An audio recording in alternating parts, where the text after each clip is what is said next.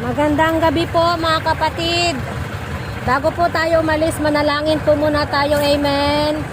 Okay, let's bow our head, close our eyes, and focus in the presence of God.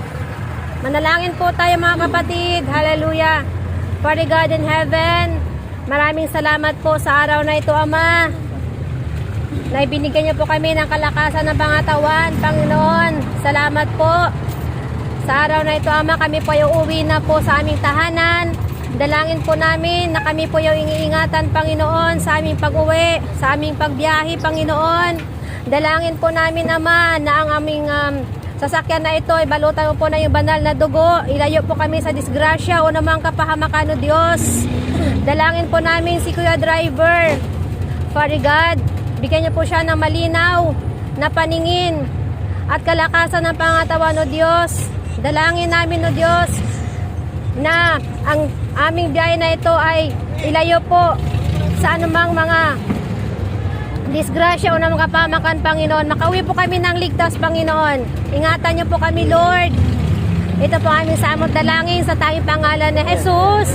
Amen. Amen. Sa Diyos ang papuri at pasasalamat. God bless po. So ngayon mga kapatid, mga kaibigan, ibabahagi ko po ang salita ng Panginoon. I hope and pray po, pakinggan po ninyo ang salita ng Panginoon. Ito pong hawak kong Biblia, ito pong salita ng Panginoon. Huwag po kayong mag-alala, hindi po ako hihingi ng pera o ng mga bagay na meron po sa inyo. Hindi po ako mamimigay ng sobre para po bigyan niyo po ng donasyon. Kaibigan, ang dala ko po ay salita ng Diyos, hindi po relihiyon o anumang sekta po. Hindi ko po itinataas po dito ang relihiyon o anumang mga sekta po. Itinataas ko po dito si Jesus. Amen. Magpasalamat po tayo sa Panginoon dahil binigyan po tayo ng pagkakataon sa araw na ito na tayo po ay binuhay ng Diyos. Amen. Sa Diyos ang papuri at pasasalamat. Tayo po ay uuwi na wala po tayong karamdaman. Amen. Mga kaibigan, nasusulat po Efeso chapter 6 verse 18. Lagi po tayong manalangin sa lahat ng pagkakataon at lagi po tayong handa. Mga kaibigan, humiling po tayo at sumama po sa banal na Espiritu at lagi po tayong manalangin. Amen. Kaya po tayo sinasabihan ng Diyos na lagi po tayong manalangin dahil po ang masamang espiritu po ay umaali-aligid lamang po upang humahanap po ng tiyempo para po tayo po ay sisilain. Kaya sabi ng Panginoong Jesus, lagi po tayong manalangin sa lahat ng oras. Hingin po natin sa Panginoon ang proteksyon, ang gabay. Amen. Nailayo po tayo sa disgrasya o namang kapamakan. Mga kaibigan, nasusulat po lahat po tayo mga makasalanan. Amen. Nasusulat po sa Roma chapter 3 verse 23, ang lahat ay nagkasala. Wala ni isa man po ang nakaabot sa atin sa kaluwalhatian ng Diyos. Mga kaibigan, ito po ang sabi ng Panginoong Jesus, Mateo chapter 4 verse 17, magsisi kayo at talikuran ang inyong mga kasalanan sapagkat malapit na po darating ang kaharian ng langit. Kaibigan, makasalanan po tayo. Sundin po natin ang utos ng Panginoon. Amen. Mga kaibigan, ako lamang po ay kinakasangkapan ng Panginoon para po iparating ang kanyang mensahe sa araw na ito. Amen. Alam niyo po, mahal na mahal po tayo ng Diyos. Nasusulat po, John 3:16, sapagkat gayon na lamang ang pag-ibig ng Diyos sa buong sangkatauhan.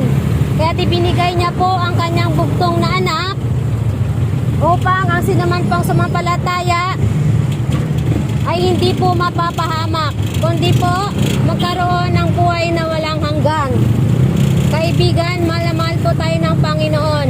Kaya ang sabi ni Jesus sa Marcos 7 verse 16, makinig ang may pandinig. Amen. Binigyan po tayo ni God ng dalawang tainga para po pakinggan ang kanyang salita. Alam nyo po, ang araw na ito ay araw ating kaligtasan.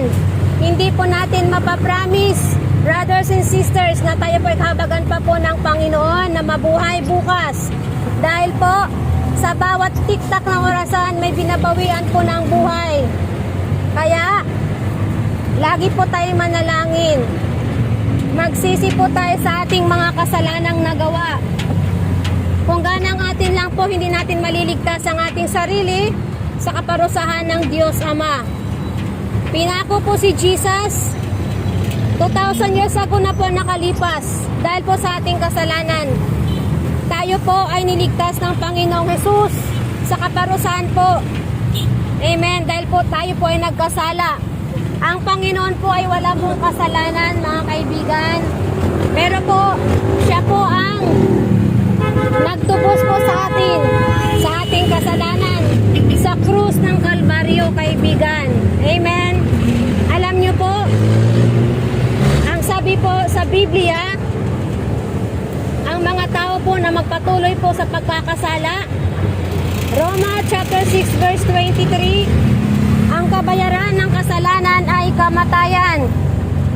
Kaya kaibigan, bago mauli ang lahat ng tao ay babawiin ni God ang buhay.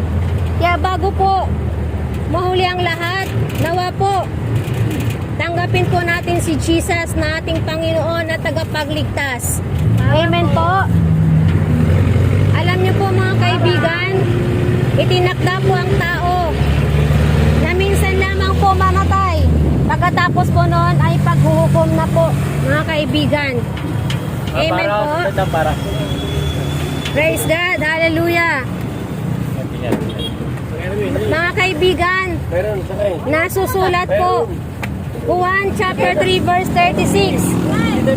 Ang sumampalataya po sa anak ay magkaroon po ng buhay na walang hanggan. Ang hindi po sumampalataya, ang hindi po susunod, ay mananatili po sa kanya ang galit ng Diyos. Amen. Mga kaibigan, pakinggan po ninyo ang salita ng Diyos. Alam niyo po, ang hawak kong Biblia, ito po ang pagkain ng ating kaluluwa.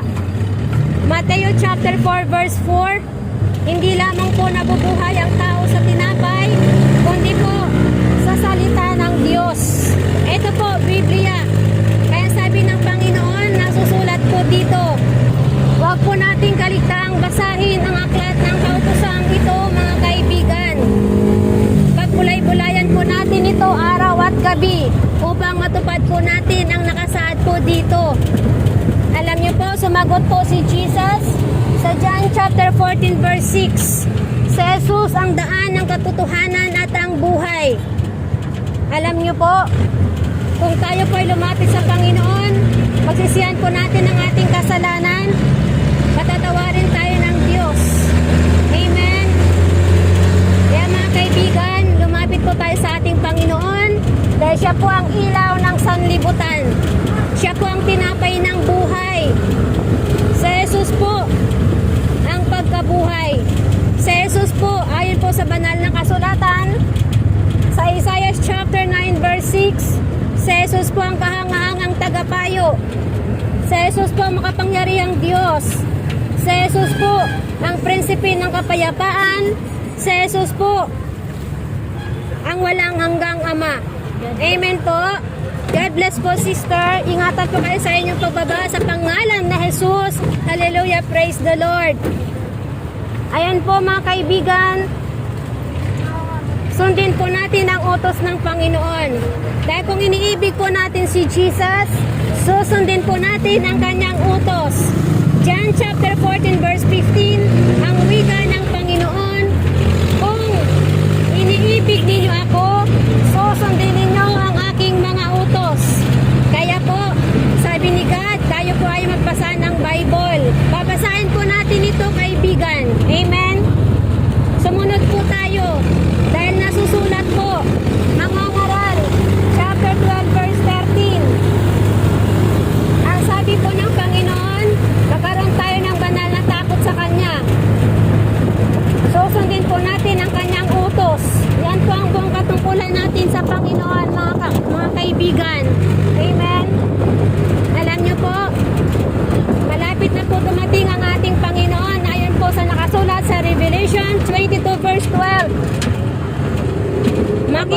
tayo. Sabi ng Panginoon. Amen. Darating na ako.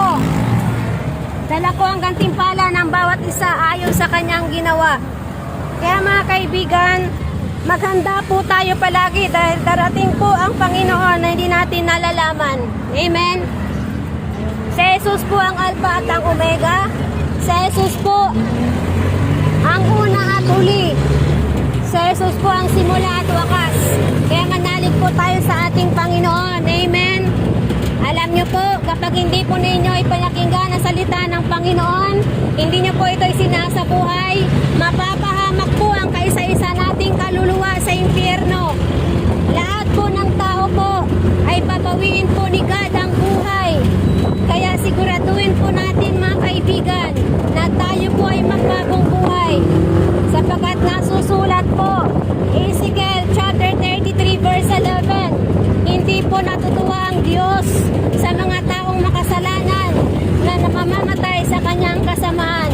Ang sabi niya, magbagong buhay po tayong lahat. Amen.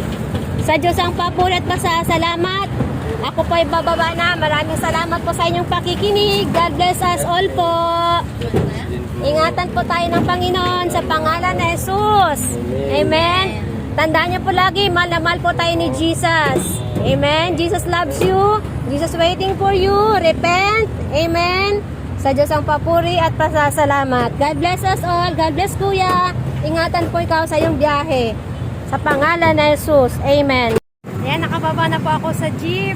Praise the Lord. At tayo po ay nakapagbahagi ng salita ng Panginoon sa ating mga kapwa pasahero. Sa Diyos ang papuri at pasasalamat. God bless us all. Amen.